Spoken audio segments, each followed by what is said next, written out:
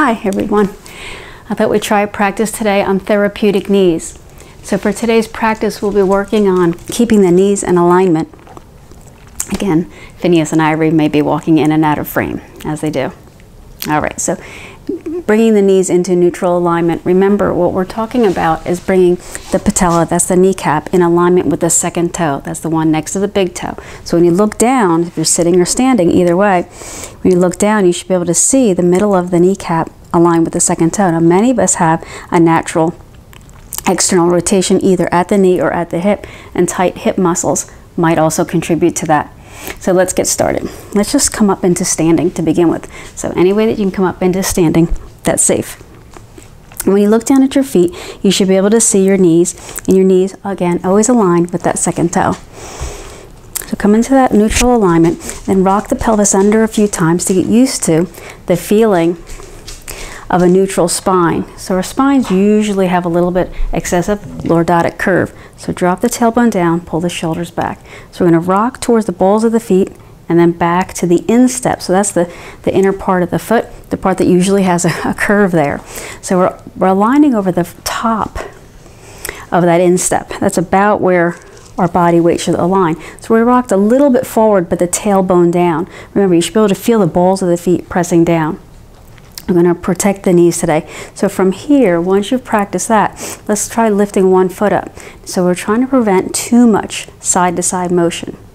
So try the other foot. Remember, we want to keep the hips as stable and as center as possible. So picture in the center of the body, about an inch behind the belly button, all the muscles should be pulling in like you're hugging into the core.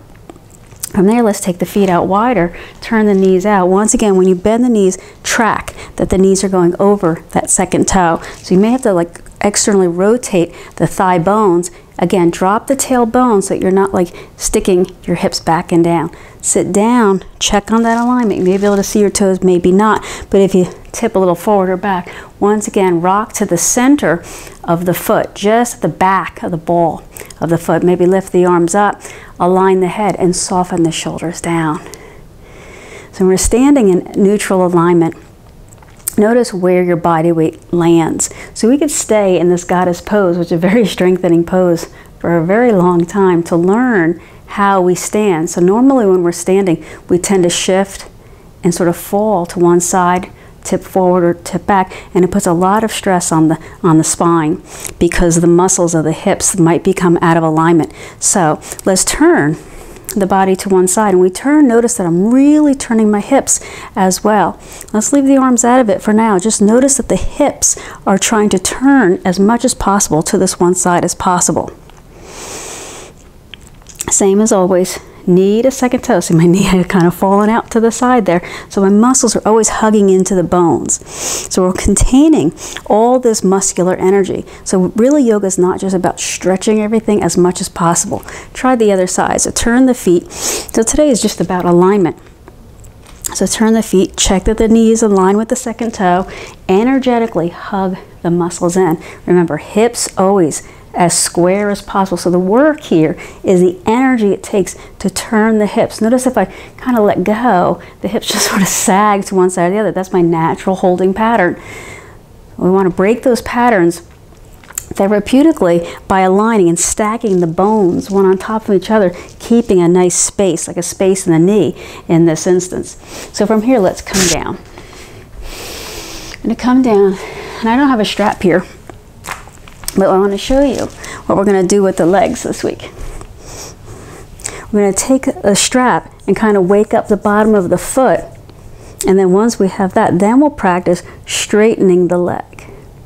So practice that a few times. Now this stretch, this hamstring stretch, is always good for your knees because our knees are almost always in a little bit of misalignment just because of those holding patterns I talked about. And so maybe move the ankle. If you have that strap, this would be good. Move that ankle. What we're going to do this week in yoga is take this leg out without lifting this other leg. So let me use the other leg so you can see. So I started out waking up the bottom of the foot, then I started bending the knee and bending the ankle. Then with the strap, I was trying to straighten the knee some more. Then the leg out without lifting this other hip. because our hips are so tight and so closely paired that a lot of times once we move our leg, our hips start to move with that. So the work for this week is moving the leg without moving the hips. We're going to open up that space, the leg to hip, as we've done before. And then we're going to talk a little bit about sleep. And our sleep pattern or sleep posture really matters. In yoga, we always take on this shavasana, where the body's just laying flat. This actually winds up being the best position for sleep for your spine, as long as you're fully supported. So we'll talk about where put pillows underneath the knees, the back, anywhere where there's a space. So I have a lot of spaces. If I lie on my side, I have a pretty significant space here. Some people have bigger, smaller, wider shoulders and might need more pillows in spaces. It depends on how much space you have between your legs. You might need a pillow there too. So the second most popular sleep position is on your side, and it also can be safe as long as your spine stays in neutral alignment. So I'd like you now to get into a position where you're relaxed. I want you to relax into, let's just do 2 minutes. So I come up into my Sukhasana just because I can talk to you and you can hear me. Close your eyes, whatever position you found yourself in. Remember the purpose here. Take a couple of slow, deep breaths. Remember our mission here is to create this steadiness. We'll call it happiness. But happiness is already here. We already have everything that we need. There's really nothing we have to go get. You have the power right here in the mind to visualize happiness, peacefulness. Take a couple more slow breaths.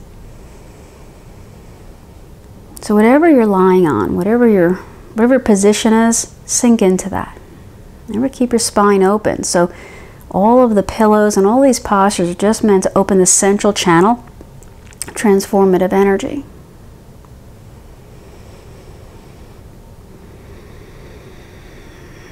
Now use your mind to create the event that you want in your life. So say I want to be happy.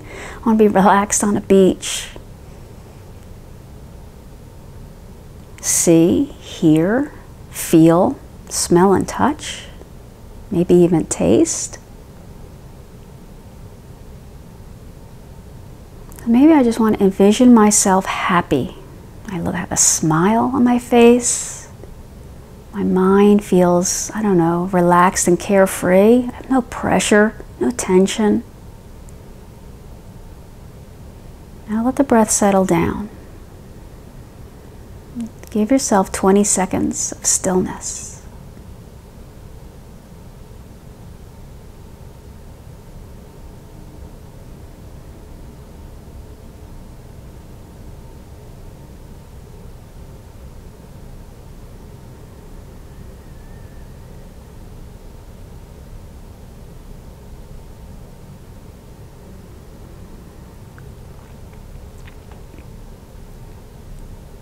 So all the good things that you've been envisioning, now they are part of you. And so repeat those images over and over. Everything has now been transformed.